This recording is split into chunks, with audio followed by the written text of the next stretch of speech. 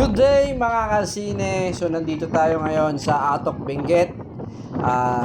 So pinuntahan po namin ng isang grotto dito po sa Our Lourdes of Wagangan Rock Formation. Dito rin po yan sa Atok, Benguet. Napakaganda po ng lugar. Talagang alam nyo, nakaka-amaze, napakatahimik at napaka-solemn po ng lugar na ito.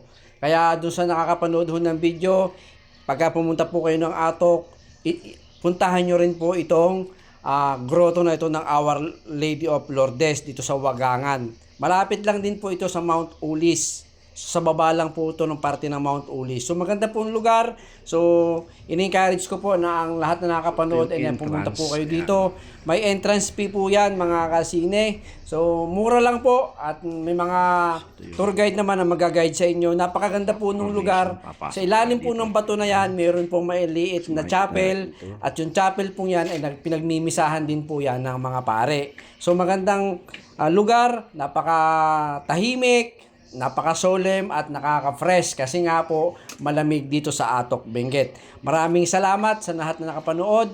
So basta pag pumunta po kayo ng Atok, isama nyo po sa inyong listahan ang pagpunta dito sa Wagangan Our Lady of Lourdes Rock Formation. Maraming salamat mga kasine at saka mga katravel. Mga kasine, dito tayo sa Grotto, Wagangan and Rock Formation. Yan, ang ganda oh. Yan, so yun. Ang ganda sa baba. Yan. Perfect view. Peace of mind. Dito ka pumunta. Yan oh. Ang ganda.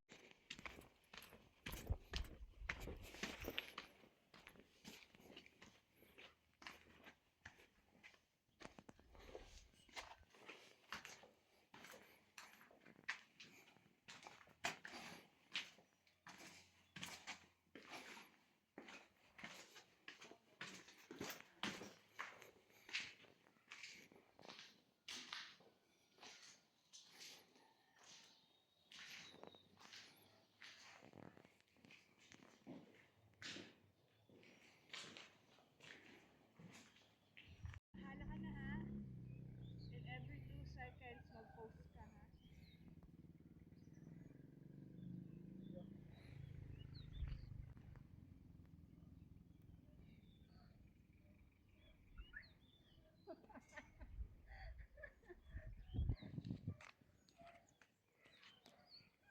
Yan ang picture ko sa'yo. Versus picture mo sa akin.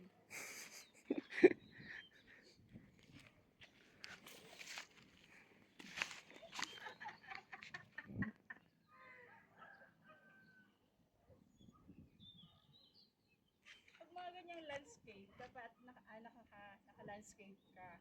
Huwag naka-portrait ang photo. Bakit mo